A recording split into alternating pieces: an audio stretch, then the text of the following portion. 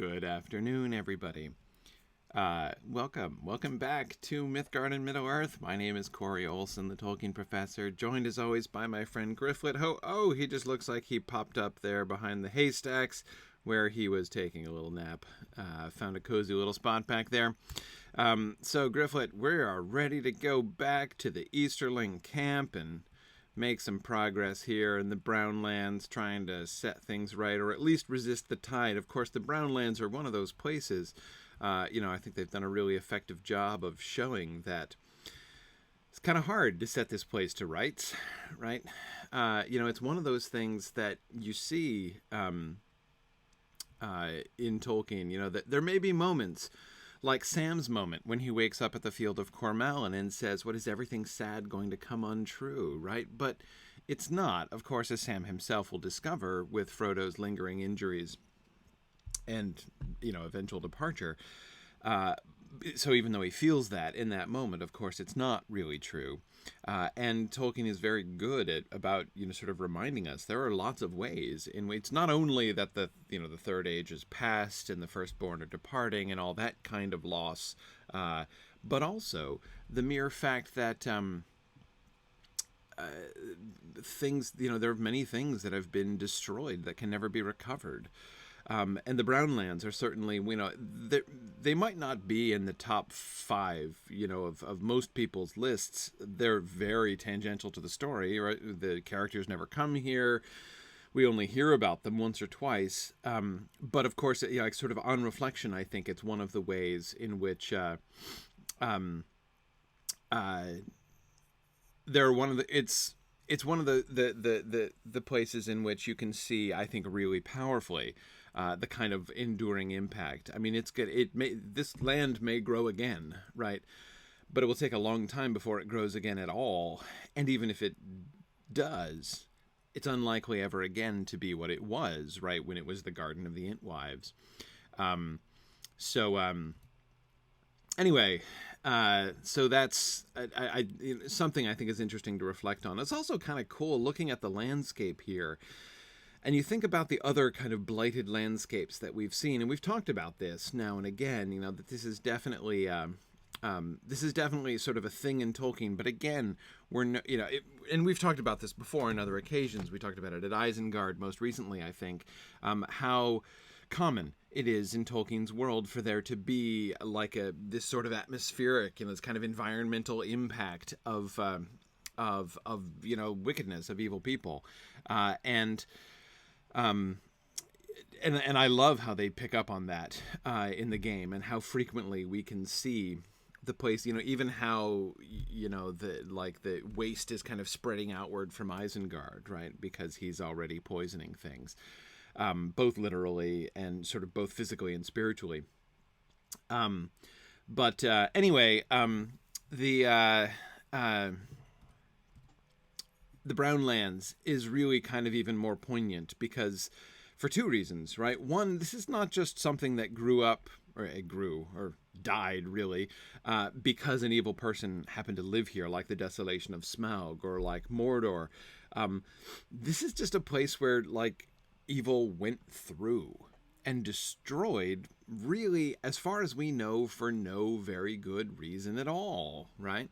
I mean, we don't know any strategic or tactical reason why the Brownlands, why the Gardens of the Entwives were destroyed.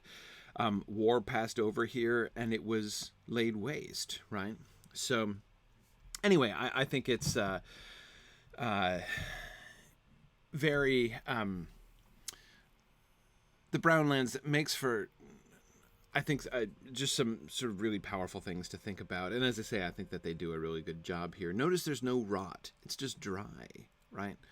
The land is rocky. No grass grows. There's all this scrub, right? All these dead bushes and things here, showing that there was once lush growth, but now isn't. Anyway. Okay, sorry. So I'm getting here distracted talking about the Brownlands. First, let me say hi to folks. I see you guys here. Yeah,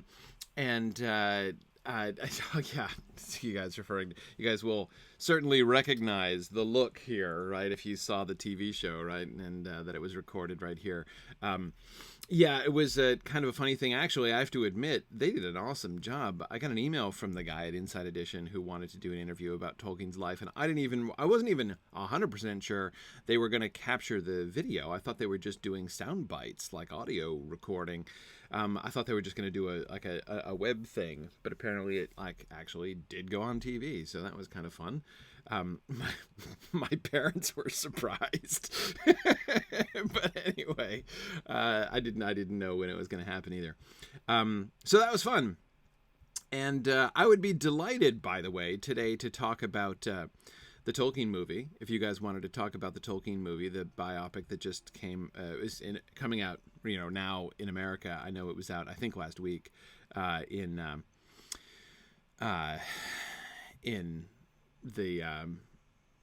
Europe. So anyway, I'm planning to see it tonight with a bunch of people. I posted on Twitter that I'm going to the theater tonight, inviting anybody who wants to come by and watch it with me, and we'll hang out and talk about it afterwards. That'd be great. Open invitation on that. I'm going to be going to Tyngsboro, Massachusetts. The Tyngsboro AMC 12 is where I'm going to be seeing the film tonight, 7:10.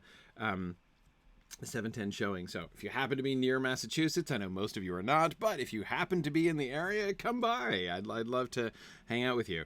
But anyway, let's talk about it. So you guys liked it, I guess, generally, right? And meanwhile, I'm going with Keola to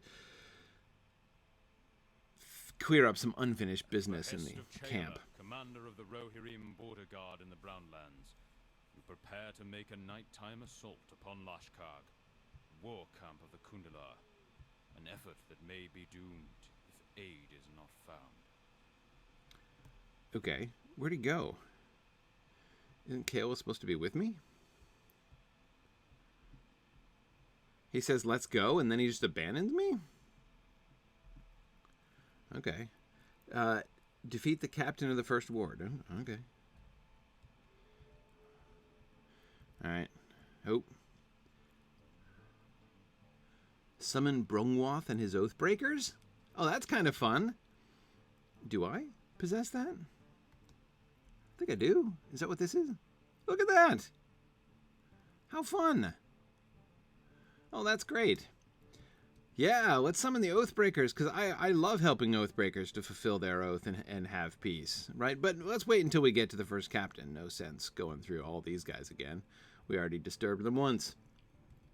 Okay, anyway. Oh, yeah, so the film, I really liked it. I mean, I am shocked. Cannot even tell you how shocked I was to like the film. I think I've talked about this some. I kind of have tried to avoid talking about it. The film for, the last year, I've known, of course, that, the news has been out that it was in the making for quite a long time. But I've not been talking about it. And the primary reason there are two primary reasons that I haven't been talking about it. One is that I was really nervous about it and was thinking it was very likely to be very bad. And I don't like talking about bad things. Like, I dislike just bashing stuff. Well, I'm not saying that's not fun, because it is fun, but it's not wholesome fun to just bash things. So, where's the dude? Anyway, I'll keep looking for the dude. Anybody seen your captain? Just looking around. Anyway, so that was one reason I have been talking about it. The other reason is that I think I've just been kind of like vaguely hoping it would go away, right? I just didn't want to think about it. But to my very, very great surprise, it was really good, and I loved it. I guess Dagbert, there he is. I think that must be him, right? No other captain hiding over here. So I don't know that I can't remember being more surprised. Oh, hang on a second here. Can I still blow the horn? Where'd it go? Where'd it put it? There it is. No, I can't use it in battle. No? Requires Brungwyth's call? Is that a skill? Am I meant to have that skill?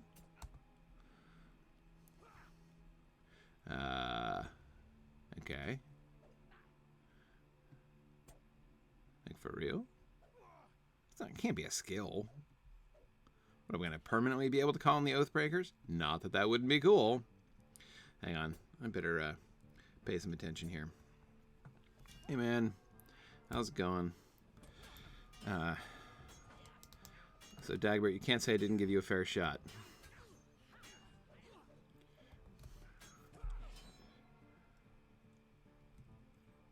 Oh, I can only activate it at the gates. Oh, come on. But I don't want to have to march through the whole place.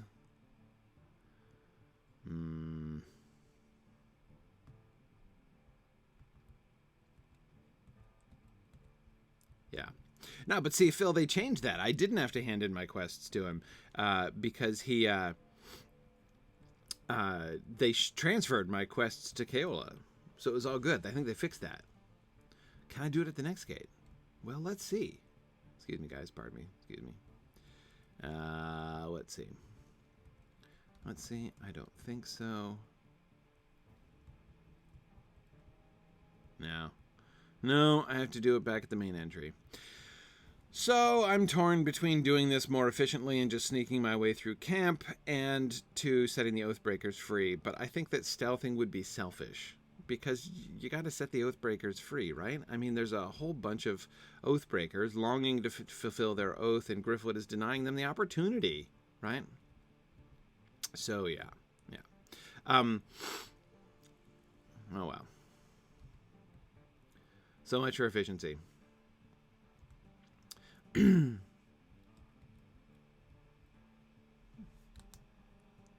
we go.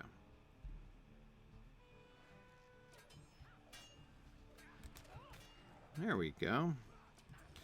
All right, so I guess there's going to be a lot more fighting, in which case I'm going to carry on talking about the Tolkien movie. So, as I said, it's hard for me to remember a time when I have been more sort of surprised in that kind of way, right? More surprised, expecting to hate a film that then I discovered that I really liked. So, I mean, just delightful. That experience certainly was completely delightful. I saw people referring to the sort of the disowning of the film by the Tolkien family. Here's one thing to keep in mind about that. That's almost necessary. That is to say, now, it does seem to me like a little bit of a jerk move to wait to do that until, like, the eve of the, of the film's release. Like, that seems to me a little unnecessary. Come on, guys, this way. This way. Let's go. There we go. That's the one thing that I can't really, like, completely get behind in that whole situation. One of the things you have to remember is that if the Tolkien family does not say, like, we don't authorize this, then even by keeping silent, they're essentially saying we approve of this. Like, this, they have to say that. It's like they can't. They have no option. Like, they have to either say, like, it's okay or it's not okay. And if they say it's okay, then they're saying, like, this is the authorized biography of Tolkien, which they can't say because it's not. I mean, it's a dramatization. So, I don't myself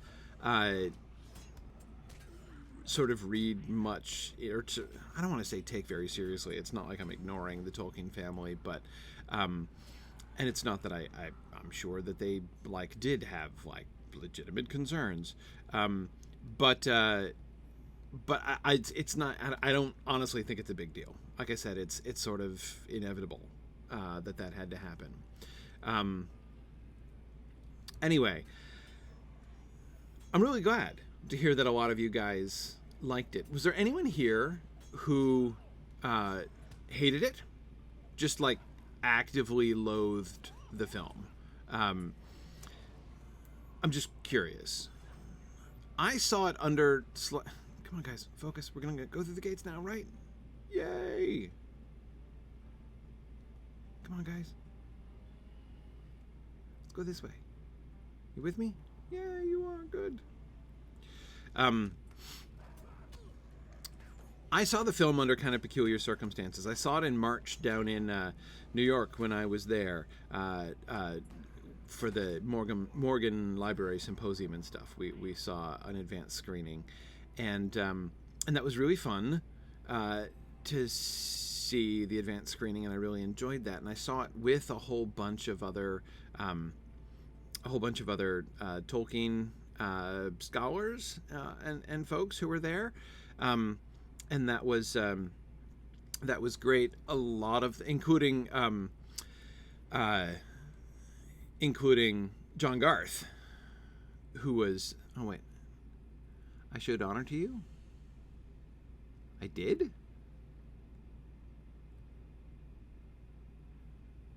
Your Brotherhood is going to withdraw? Sweet! Yeah, let's go! Oh, this is awesome! Hi, guys! So you're not enemies, because you guys are fighting with me. So fantastic. Let's do this. That's so neat. What did I do to turn them around? Those guys. The Brotherhood of the... Wait. No, they're just gonna watch, I guess.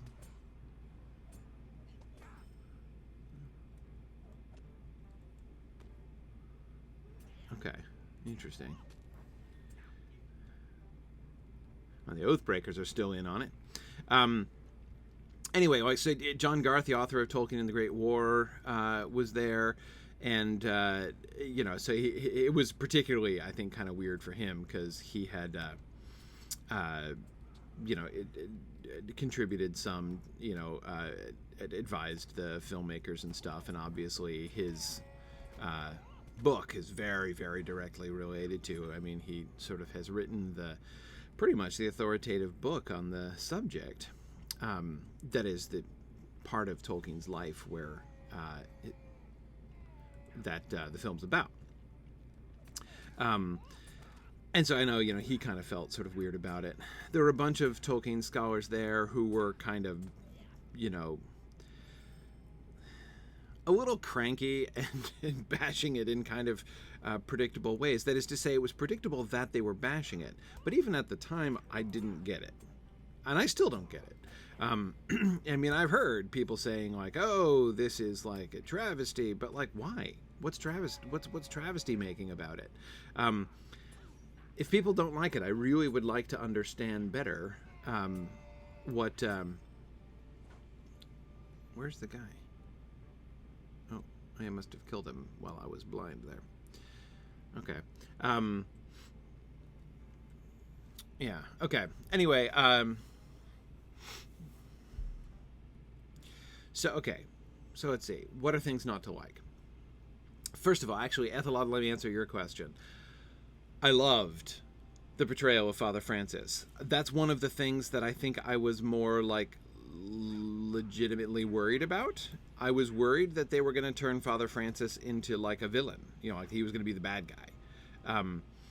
Which is, sort of understandable because I'm still in combat? Why am I still in combat? Where'd the Oathbreakers go to?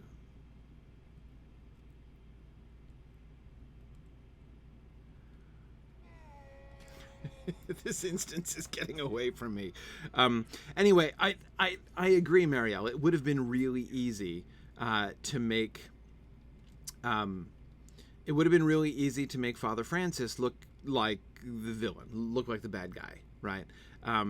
because, you know, he's the one who, you know, a Catholic priest, right? So it'd be easy to make him like the stern, disapproving dude, and his forbidding Tolkien to hang out with Edith, right? Could very easily have been seen as, you know, again, an opportunity for them to you know, depict him as the villain of the piece.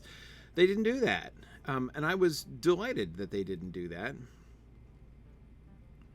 Yeah, exactly. The guy who separates the true lovers is usually the bad guy. Absolutely, absolutely. And they didn't. They resisted that, and I thought it was great. I thought that they, you know, like their depiction, their characterization of Tolkien's,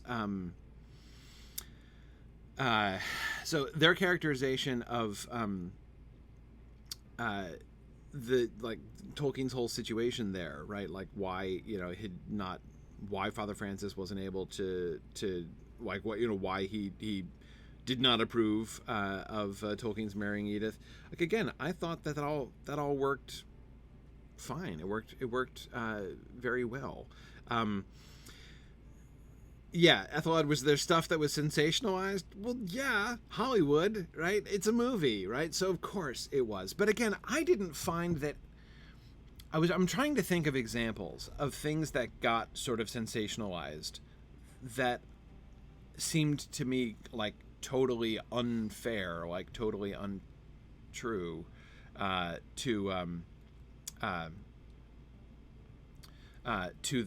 the you know, to his life, like to like what happened. And I mean, like, they changed the timing of things, right? So, you know, they made it so that Tolkien, the moment when Tolkien like turns 21 and then goes and reconciles with Edith, and like they made that happen like right at the verge of war, right when he was going off to war, when really there was a gap of several years in between. Okay, like, that doesn't offend me, right? In some ways, like, I ask myself, like, it's still true to the fundamental story, right? Dude, I can't even stealth. Can anyone figure out why I'm still in combat mode? Is it because the Oathbreakers are out there running amok somewhere? Did they move on? Do we have my friends from the Brotherhood of the Mind still on top of a barrel over here? You guys gonna come with me if I come back to you? Hey guys, you missed your opportunity here. Just saying. Anyway, my Oathbreakers are off running amok. Okay, well, that's fine. I better go catch them. I noticed they went right past the captain of the second ward. Let's see. Hello? Have you guys seen a bunch of ghosts there? Oh, here you are. I saw somebody say that they would have liked to see more about the Inklings, but they couldn't do more about the Inklings. It's not about that part of his life. The Inklings are a completely different part of his life, separated by like a decade from all this other stuff. So, oh, there's the dude. This guy looks like the captain. Hi, Mr. Captain. So yeah, I mean, that's just a different story, right? It's a completely different movie. So to not like it for that reason is just to say, like, well, it's not the movie I wanted it to be, right? Which, okay, like, that's fine. But it's not quite a fair criticism. The primary criticism, I mean, that is the criticism which seems to me absolutely most fair, is the one that says, what about his Catholicism, right? I mean, there's no question. Yeah, how about that? All right, sorry. This time I'm stealthing. The problem is I couldn't heal either. Where are we? Where on earth am I? Okay, no problem. So the criticism about the utter lack of Catholicism in the film. I have two things to say about this. Two things. So, thing number one, that obviously, there's no question in my mind that if you had to say, like, what is the number one way in which the film fails to do justice of, to Tolkien's life, there is no question that that is the answer, right? The fact that he was not, his complete lack of, apart from the presence of Father Francis, there was absolutely no reference to his Catholicism at all. I don't think we ever saw the inside of the inside of a Catholic church at any point in the film. But Marielle, was exactly my thought. She said, I must admit I'm not terribly surprised that a team of Hollywood filmmakers aren't particularly interested in the religious beliefs of their subject. Me neither. I find that entirely unshocking. And here's the other thing, right? Here's the other thing. And this is going to be hard, and I suspect unpopular. The area of Tolkien's life that the film covers and focuses on is also arguably the time in Tolkien's life when his Catholicism was least important in his life. He, especially during his Oxford days, he didn't exactly fall away from his Catholicism.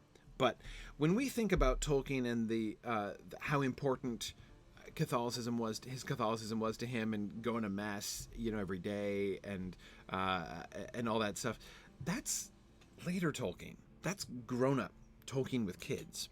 There is plenty of evidence that when he was a student at Oxford, and he was much more irresponsible than they depicted him in the film. He wasn't just poor, he was kind of a slacker at the beginning of his Oxford career. And that was... and he was, again, he didn't exactly fall away, but he also was not exactly attending mass every day based on, the evidence that we have, and again, he sort of repented of that whole thing, right? Definitely, it's not like he ever ceased to be Catholic or whatever, but it was not the central. Had they depicted Tolkien being in church every day, it doesn't surprise me that they didn't exactly, Marielle, as you said, but had they depicted him in church constantly with his rosary and everything, that would not have really been true to history as far as we can see in that period. So anyway, I just think that that's that whole element of the story. There is a sense, and I guess this is a dangerous thing to say, there's a sense in which I actually think it was an okay thing for them to cut out. Not because I don't think Tolkien's Catholicism or his Christianity is important, but when you're looking at, what are the threads in Tolkien's life that are the dominant, elements of his life story in this time period that they're telling, and his Catholicism is not really one of the primary threads. I would put it's not that it doesn't exist. It's not that it's not important at all. But I'm not sure I would put it in the top 2 or 3 concepts and storylines of this whole thing, right? Of this whole section of Tolkien's life. So I'm just saying, even apart from simple questions of not being super excited about depicting religion, there were other reasons, relatively legitimate reasons, why they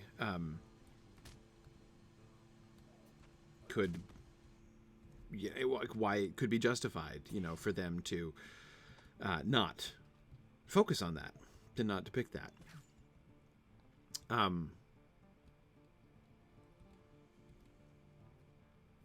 Anyway, so okay, now Razi is going to join us. All right. Let's see. I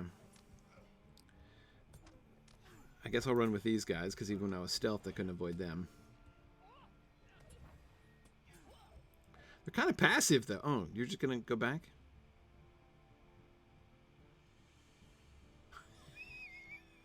Okay. All right. Fair enough. Well, you know, it's all good. Ben's asking, when did that thread really... Oh, sorry, I need to get you. When did that thread really pick up in Tolkien's life? Later. Oh, wow. Yeah, how about this?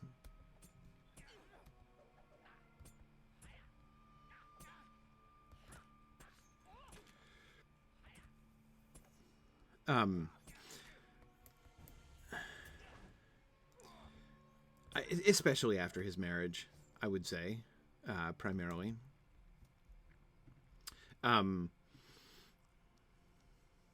If it shows up in the sequels, I'll be really surprised if there are sequels to this film. I mean, maybe, I suppose. I mean, there could be an Inkling sequel, theoretically, right? Again, like, that is a very different chapter of his life. But I don't know. I don't think it'll be. I don't think it'd be confusing to people. I mean, they.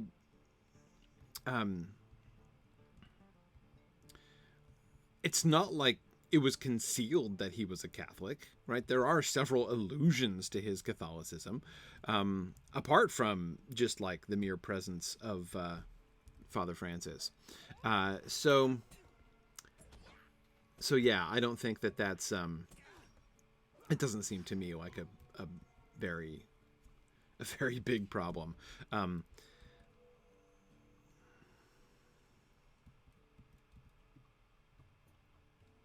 Yeah. Let's see. Tolkien 2, the Beowulf edition. Nice. All right, taking care of business this time. It's nice when I can heal up in between fights now, without those guys. Okay, now this is the big... coming up to the boss fight, right? The final war. Yeah, I got the commander just left here. Okay, I'm probably going to want to clear this out.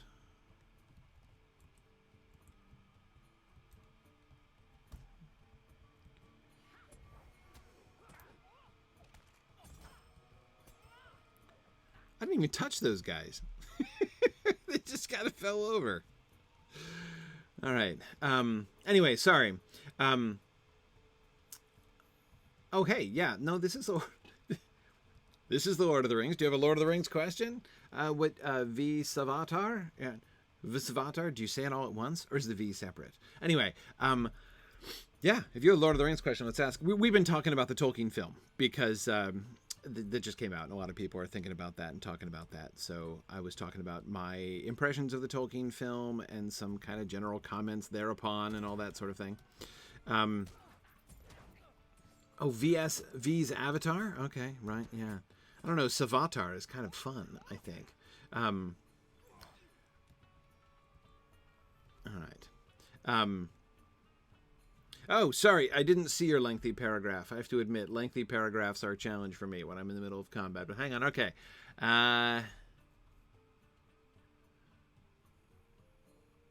Let's see. Oh, yeah, well, there's no question that... let's see.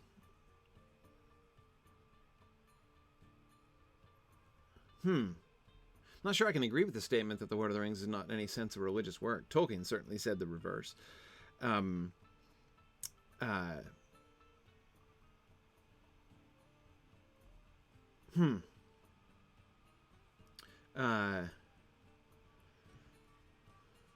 Yeah.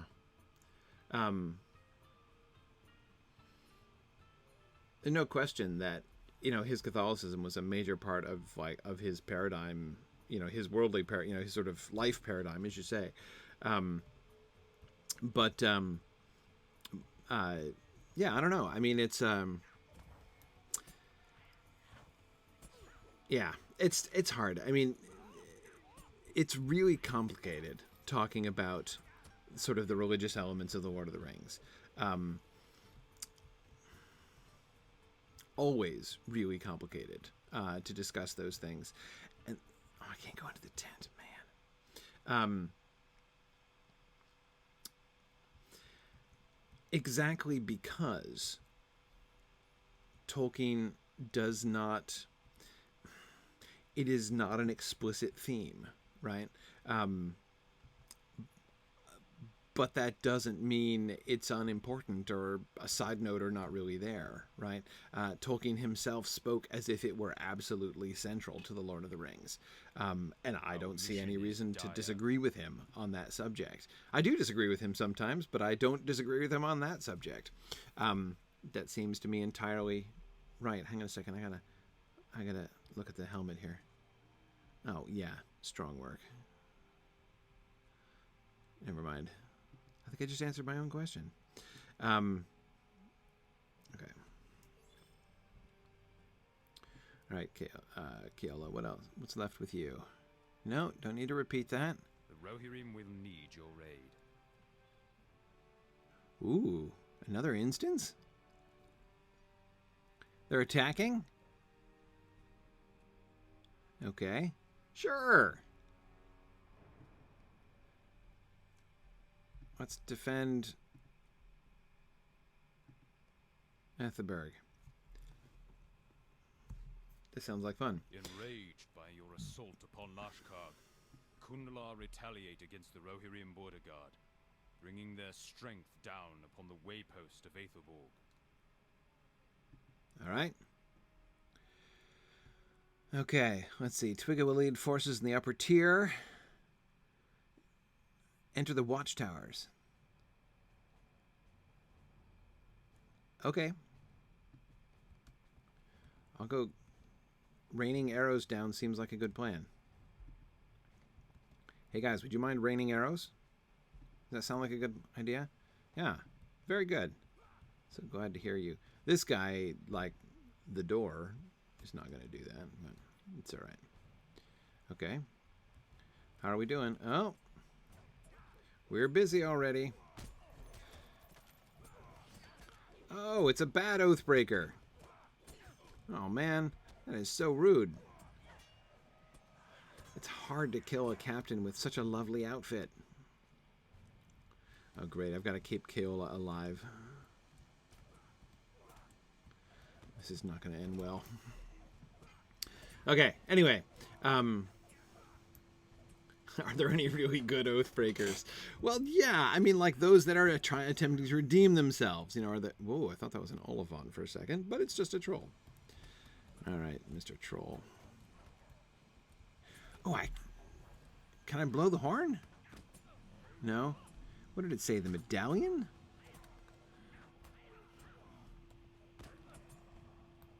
Do I have a medallion?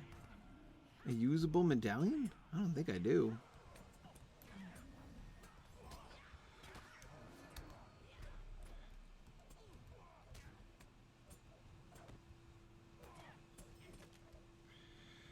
All right, and how's Keola doing? Great. Excellent.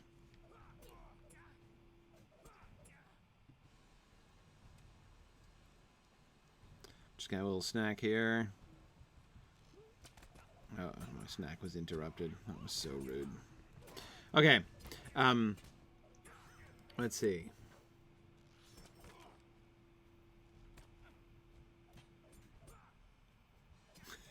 Sorry.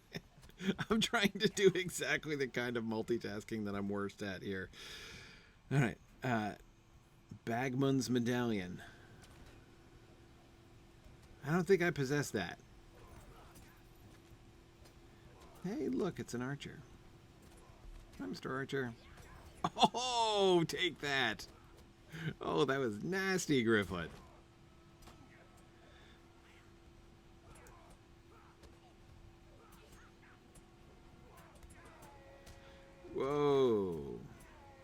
is that thing that the sorcerers are doing to me?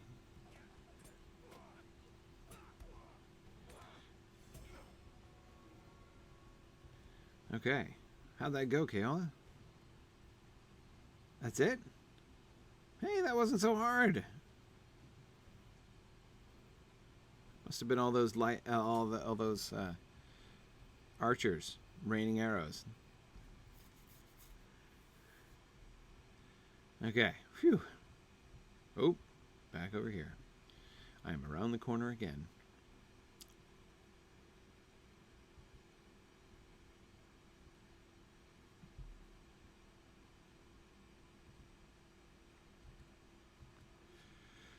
Okay, I go back up here to kill. I think that's pretty much me done at Ethelberg, right? Dagbert didn't escape us. Totally didn't escape us.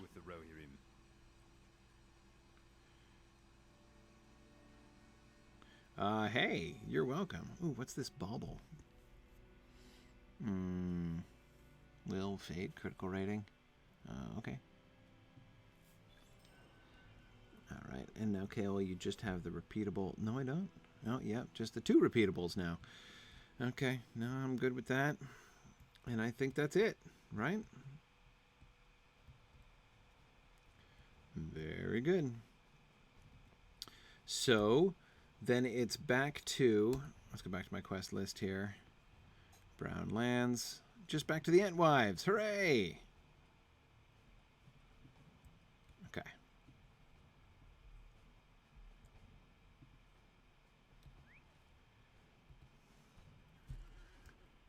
Excellent.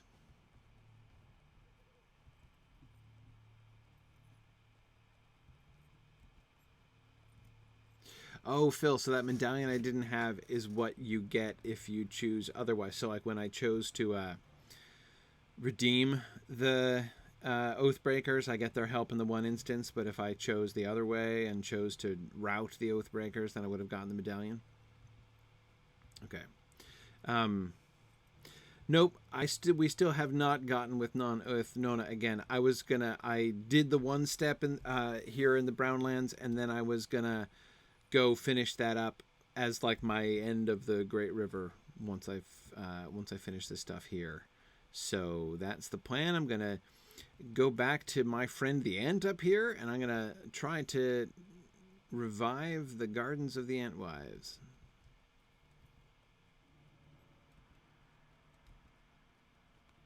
And then once I finish that, then it will be back to the Epic, and then continuing through towards Rohan at last.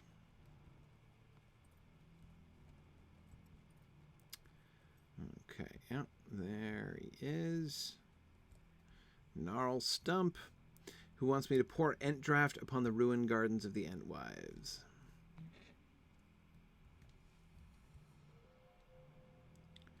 All right. So we're sneaking. All right. Let's back up and look at this here. This must have been an archway, right? The, like, horrible dead things that are sticking out at the sides, which now look like, you know, sort of like hideous, twisted, grasping hands, must have been a kind of like trellis, right? A sort of a natural trellis over this approach. The desolation of the gardens.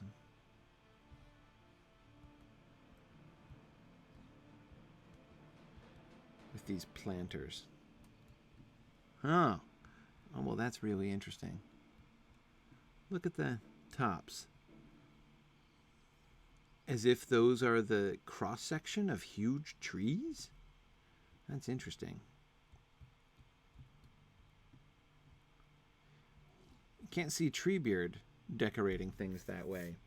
But, you know, the Ents and the Entwives, their hearts didn't go on growing in the same direction. They don't share all of the values of the Ents. This would be a good place to pour Ent Draft. Okay. Give it a shot. Nothing happens. Okay.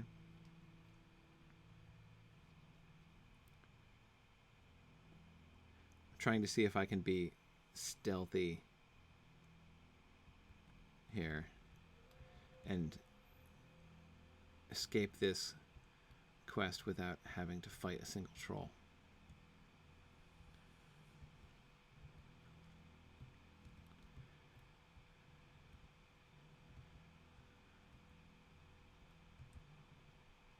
Okay, how many times do I have to pour it? Just the once? There's a flower.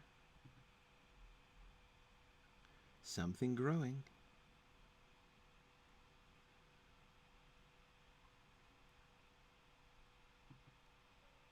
Or I probably shouldn't pick the one flower that's growing. Alright, I'll tell Gnarlstump about that. But let's see. Where's the spot?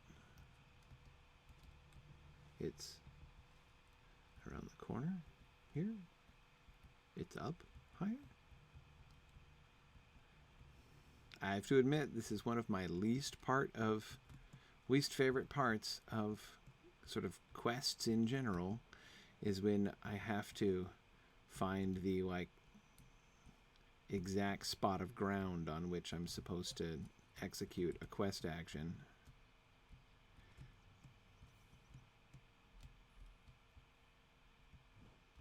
No, can't get up there.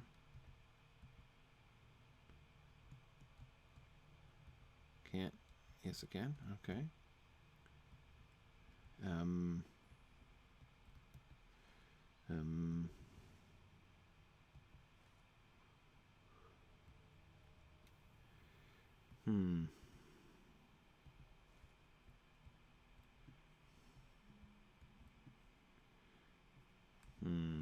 So,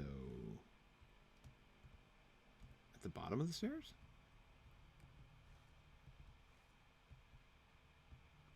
Kind of thought I was here already. Maybe in here?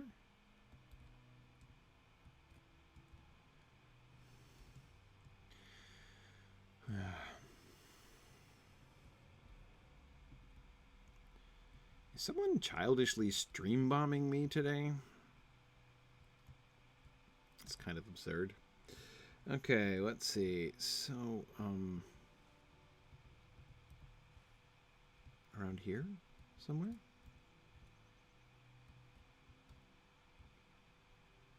Oh.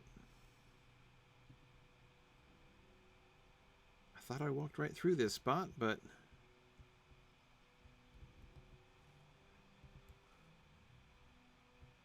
now somewhere around here. Ah, okay.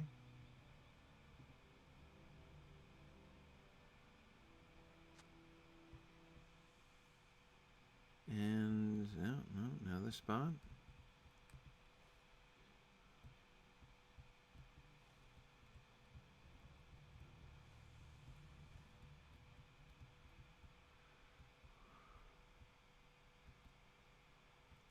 Oh, no, I think I'm going the wrong way now. Got turned around in all the bracken. One of the interesting things about this garden, they made I think, a very interesting choice here. Because the choice is, what do you mean by garden? You know? The gardens of the Entwives, like that's oh, it's supposed to lead me to the flower.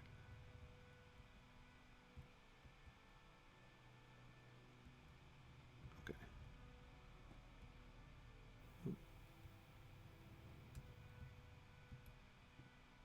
All right, phew. Can I jump?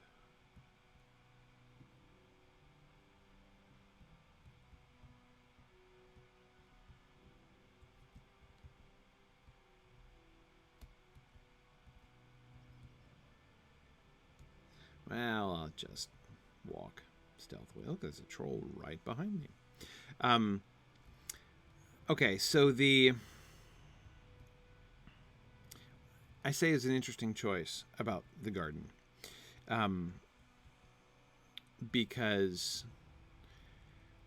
that phrase is used in the books, but it's not obvious necessarily what that means. This garden is a particular kind of garden. This garden is a sort of structural garden. The kind of garden where things are planted and laid out in an appealing order and sequence and shape, right? So it's like an artistic garden in that way, like the gardens in English great houses and things. It's not a vegetable garden, right? It's not a garden in the sense of a plot of land, either small or large, which is designed for growing food and just encouraging things to grow, big and healthy. It's a sort of botanical art, right? A formal garden, exactly.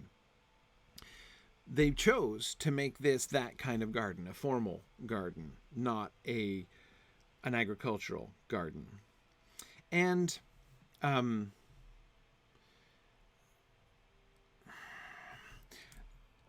I am of two minds about this choice. Three. I am of three minds about this choice. Let me talk to Gnarl Stump, and then I will explain my three minds. Okay, yeah, it didn't work, but I did see a flower. That is true. Okay. This flower is of a breed grown by Fimbrethil. While it does not speak of the passage of the Entwives, Fangorn will be pleased to know that such flowers still live in this world. Absolutely. Awesome. Okay. You want to build in this place a memorial. You would not touch the stones of the Entwives' garden, but there is other stone to be had in this land. Trolls, foul beasts made by Morgoth in mockery of Ents dwell in this land. So you're right. Who was... Marielle was saying it's sadly appropriate for there to be trolls here. Yes, I agree.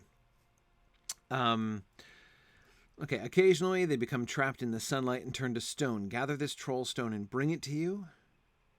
For those, it's fitting for those mockeries to become a memorial. Well, that's a fascinating idea, Gnarl Stump.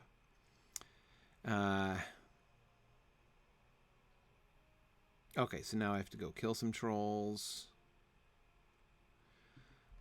And let's see. You want me to defeat the chieftain of the trolls? Awesome. Sure. Let's do that. Okay. I'll just start off with the killing of trolls and talk about the three minds in which I am about the choice of how they did the garden here. So the first one, I understand that if one is purely pragmatic, right? The challenge for the game designers is to... What, did the Stream Bomber kill all the trolls, so now I can't? Jerk. There we go. Fortunately, they regen relatively quickly. So the... so anyway, the job of the designers is to try to find to make a ruined garden. Had the garden of the Entwives been of the other kind, right, like a large open area where they grew lots of things, its desolation would not leave much evidence behind, right? That is, what would it even look like? It would just look like a dead, empty field. A formal garden has things like the stone walls and things like this, which will be left with the, and the stone terraces and things like that. So it's much easier to have this kind of thing here as a ruin, right? As a remnant of the presence of the Entwives, of the gardens that were but are no longer. So on that purely pragmatic ground, I find it understandable, for them to make the choice that they've made. But that, I think, seems to me the third and least important of the considerations, honestly, that I would mention. The other two are, you can easily make a pretty good argument for this kind of a formal garden for the Entwives. If you go back and you look at Treebeard, you look carefully at Treebeard's discussion of the Entwives, right, and the things that he said about them. This is an argument I made in my very first ever Tolkien publication, my article on the Ents and the Entwives, and especially Treebeard's song of the Ent and the Entwives, or rather the song that Treebeard sings about the Ents and the Entwives. Anyway, why can't that skill be used? When you go back and you look at that, the things that he says, when he talks about the Entwives and how they changed, right? How the two of them, Ents and Entwives, grew apart. He talks about how the Entwives liked order. The Ents liked wild growth, but the Entwives preferred for things to they preferred order. They preferred to, they wanted things to stay where they had put them, right? That was kind of their definition of order. So there's a lot. I mean, one of the arguments I was making in my article back then is that there are some like disquieting similarities between the Entwives and Saruman, actually. They kind of agreed a little bit about things, like the ways in which the Entwives and the Entwives and the and Saruman, like some of the ways in which they both disagree, the Ents disagree with both, there are some similarities between them. So anyway, so back to this garden, back to the idea of a formal garden, and with all this stone carving and everything else. The idea of a formal garden as a fit expression of the perspective of the Entwives, it's not awful. Like, it's kind of plausible. So I kind of like that. The third mind is simply, it's not what Tolkien described, right? What the Entwives were most involved in is agriculture, right? Orchards and fields of grain and like that's what the Entwives were into, not just formal gardens. So, right, I think I need to now go around and find. Yeah, I'm gonna have to get on my horse. I think there's one right over here. Yeah.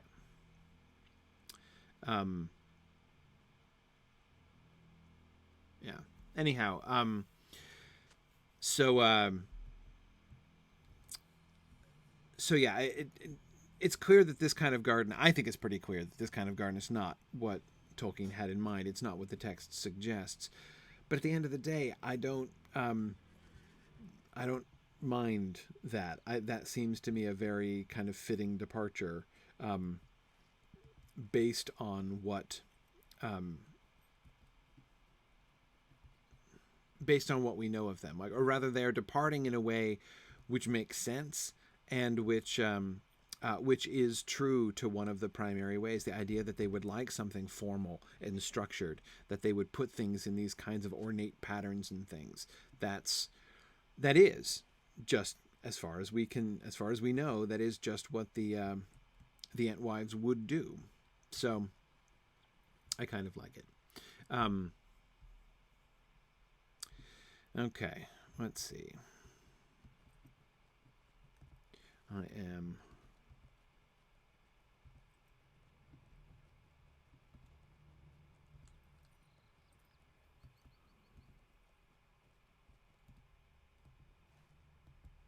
There we go.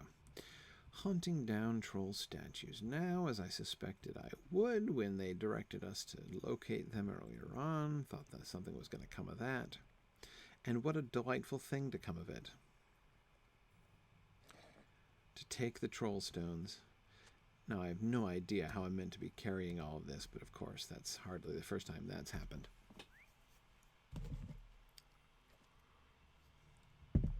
All right. 2 more up here. Gryfflet seems to be on his stealth game today, generally, by the way, right? He was doing a pretty good job of getting past those trolls. Cool. All right. Let's answer another question.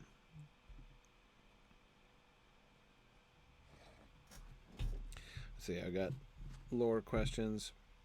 Sorry, Phil, I've been neglecting my stock of lore questions between one thing and another. Oh, Ethelod, let me answer your question about the 1960 Hobbit.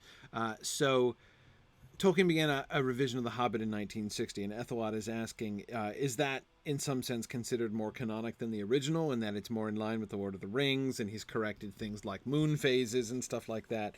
And do I think it would be as charming as the original? Okay, great question. So a couple of things to clarify here. First, let me just say again, in 1960, Tolkien did do a revision of The Hobbit, and the primary motivation for his revision of The Hobbit at that time was for him to try to correct things, right? Because there are a bunch of things in The Hobbit that are just like not correct, and particularly not consistent with things that he later worked out, like the map, for instance. He came to know the map between the Shire and Rivendell much, much better after writing The Lord of the Rings, needless to say, right? So he wanted to go back and kind of make the Hobbit consistent with that, with all of that later stuff that he had done, and correct some nitpicky things like moon phases, as Ethelod points out. Now, one of the morals to draw from that particular fact, right? That is a thing which really emphasizes in my mind something which I think, can be kind of actually sort of easy to miss, and which people often do miss. The Hobbit is a very different kind of story. It's not just a different story. It's not just that it was written first. It's that it is a totally different kind of story. When he was writing that, he was doing something different. He was interested in very different things. He was writing essentially a fairy tale. He was not really trying to do... It's not just that the world of The Hobbit is not, was not initially conceived to be, part of or in the same world as like the Silmarillion stories, or as the...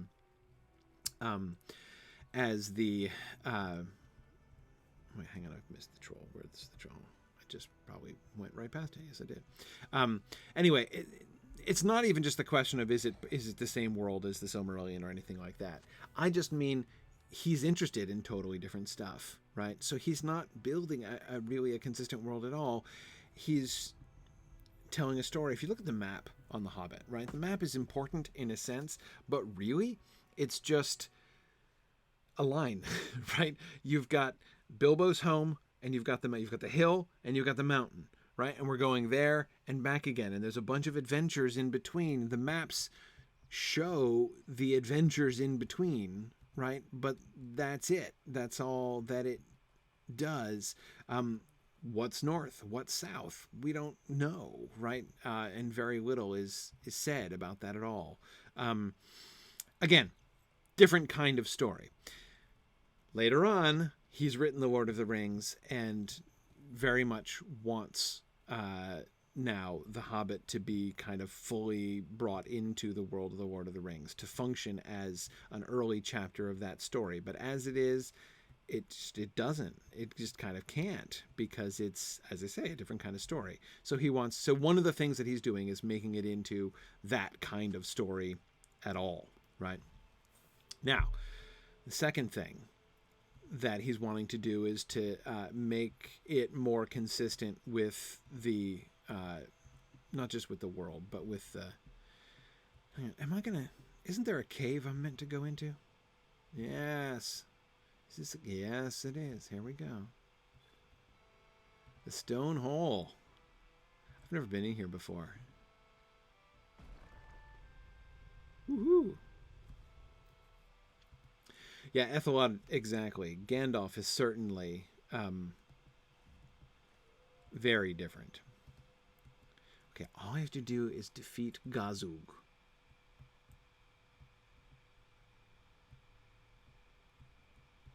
Alright, I'll look. Yeah, you're right. Gandalf is a great example of an element of the Hobbit which just is inconsistent with the Lord of the Rings world and the Lord of the Rings story even.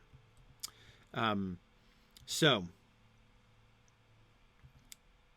1960, he sets out to solve all these problems, right? As well as changing the tone and style of The Hobbit to be more consistent with the tone and style of The Lord of the Rings. Now, there are two things to be said about the 1960 Hobbit. One is that he didn't finish it. In fact, he didn't even really get very far. He rewrote chapters 1 and 2, and he got a little bit. He started doing chapter 3, but he didn't do much other than chapter 3, than like the beginning of chapter 3. So he didn't even complete chapter 3.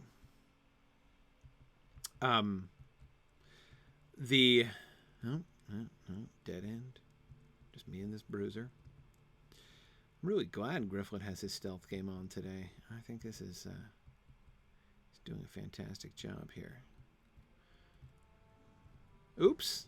Spoke too soon.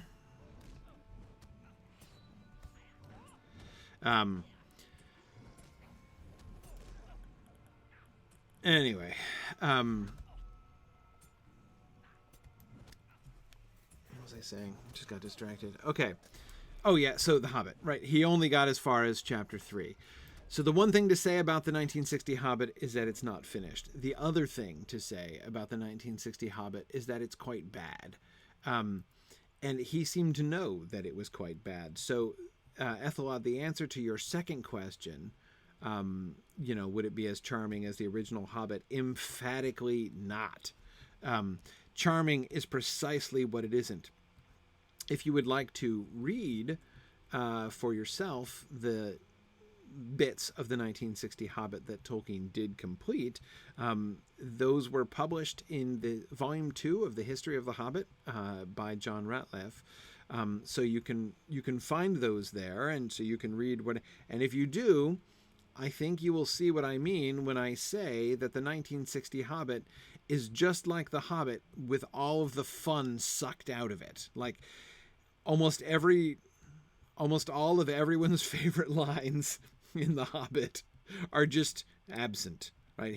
It's like everything that you sort of like and found delightful about The Hobbit is not there. Ooh, look at this. On the map, this chamber is square, as if we've gone out of Natural Cave and into a formal dwelling. I don't see it as clearly around here. It might just be a map incident. Little map artifact. I got excited when I came around the corner there and saw that we were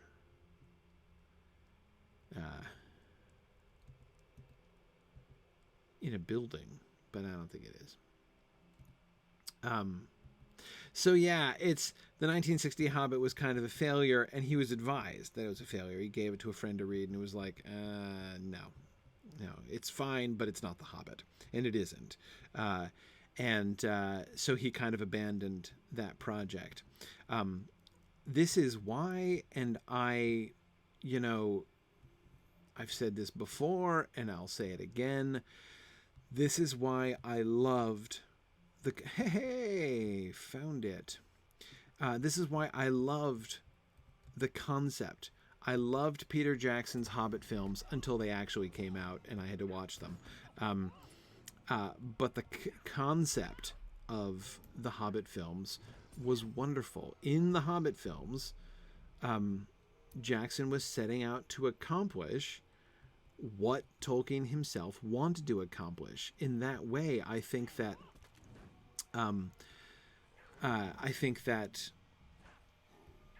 Tolkien would have kind of appreciated the thing that Jackson was attempting. Broken weapons of the Second Age? Okay. What's that? That's the bauble.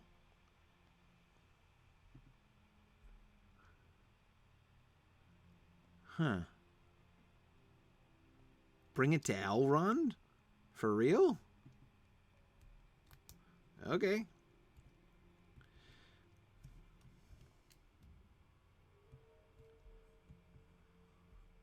Interesting.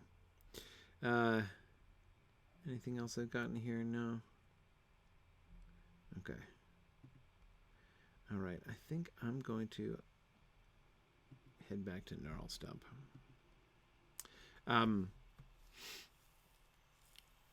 Okay. Right. I don't think I have any quest loots. That's what I was looking for. I don't see any. So that's good. Lots of steel-bound loot boxes. Those could come in handy any time. I get to see the memorial. Oh man, I want to see the memorial.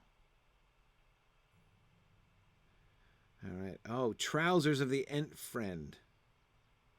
Oh, come on. I can't get earthen leggings. That is so boring. Troll Kicker's leggings would be great.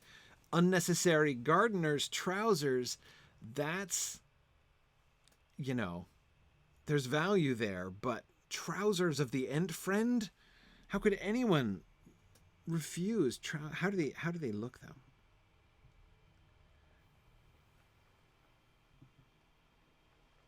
They're greener.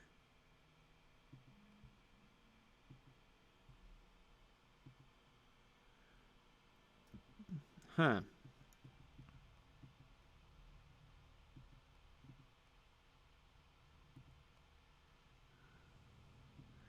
I don't even know what my pants look like now. They're brown. I'm wearing brown pants? I don't know. The green pants was a little much, wasn't it? I don't know. I mean, I still think I have to collect the trousers of the Entfriend. Let's see what the earthen leggings look like. Oh, see, they're just earthen. They're just as brown as the ones I currently have, but they're... Yeah, no, that's an obvious waste of space. Okay. I'm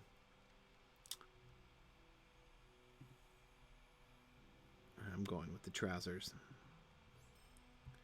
All right. And I think that's it. Right? I think, apart from now this random beautiful weapon quest, I think that's all of the Brownlands quests. I think I finished them all. Woohoo!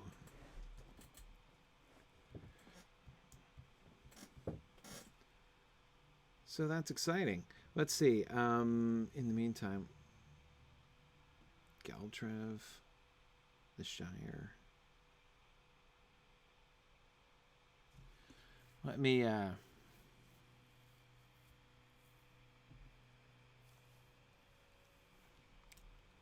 want to go to Rivendell. Okay, so Gryfflet is done with the Brownlands, which means in turn Gryfflet is completely done with the Great River. I even finished all the Limelight Gorge quests. Man, oh man. Okay, oh, hi. Hey everybody in Galtrev. How are y'all doing up here in Dunland? How you been? Gryfflet hasn't been here in a while. Whoop. Excuse me, pardon me. Going over here to my friend the stable master. Greetings. Will you remain here long? Great. I guess I just should have gone to the 21st Hall. I'm trying to remember. I couldn't remember where the... Is there a road... Is there a... Rivendell? Can I get to Rivendell from the stables there? Pretty sure I can get to Lorien from there. Hey there, Dwarves of Moria. Good to see you guys again. Oh, it's been forever. Hey there, Ty. What's going on? Taff. Taff, what's happening here? Oh, let's see. I can get back to Galtrev. Oh, seriously? For real? I can go down, but I can't go back? Can I get there from Stangard?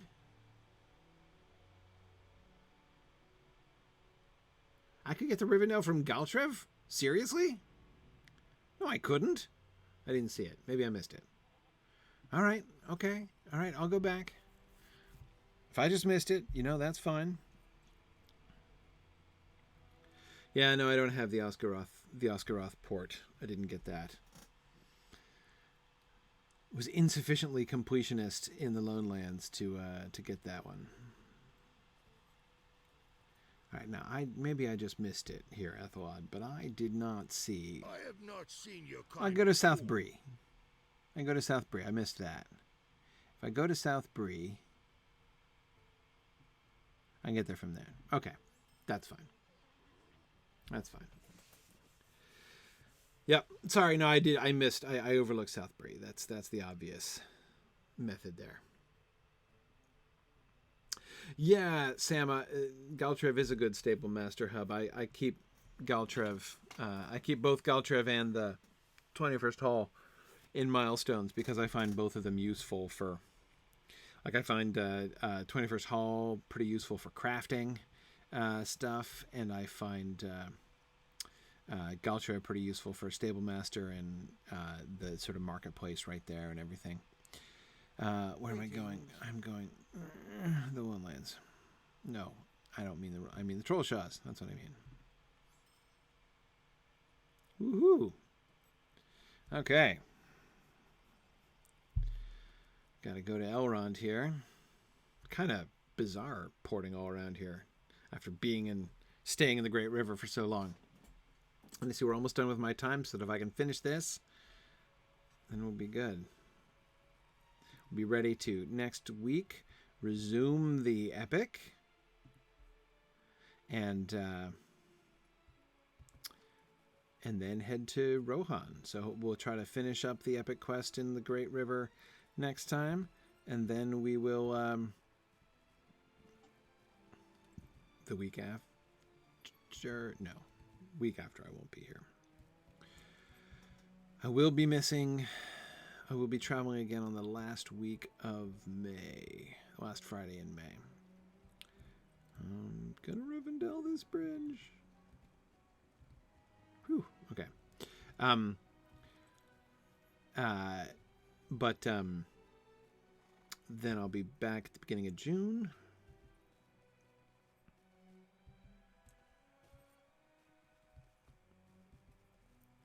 All right.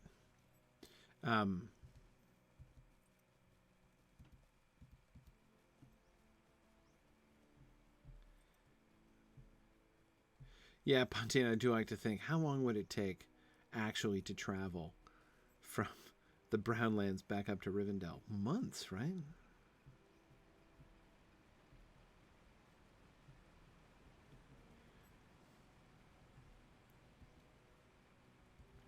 Let's see. There are 3 Fridays left in May. Are there really? Today's the 10th.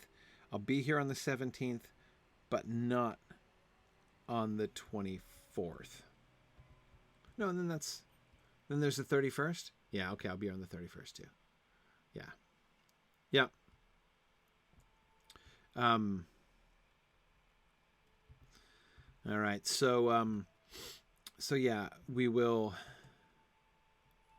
I hope to have one more stream on the epic quest in the Great River, and then head to Rohan the time after that. It's not going to be long now before Gryfflet's going to be getting his war pony. Oop, hi, sorry, Elrond, just walked right past you there. Okay. A token of great power. It's a second age weapon, right? So, second age weapon. A Second Age weapon which would be a relic of the battles when the armies of Sauron rolled over the Brownlands in the first place, right? There are relics that might be taken from it. Okay. Great. No problem. What quest have I not turned into yet? No? Nothing, huh? Never mind. Okay. Hooray! Now just head back to Standguard. Excellent. Okay. Ethel, I can't wait for Gryfflet to get to Lasarnoch to finally alleviate the potato famine. I know. Wigan left trouble in his wake there. Though Wigan got into Minas Tirith, right? First goal was achieved, getting into Minas Tirith, and he's still got work to do before the Battle of Pelennor Fields begins, but I'll see if I can get back to that. Not sure when I'm going to be able to get back to Wigan and do another session there, but we'll see. We'll see what we can do. All right. Thank you, everybody, for joining me.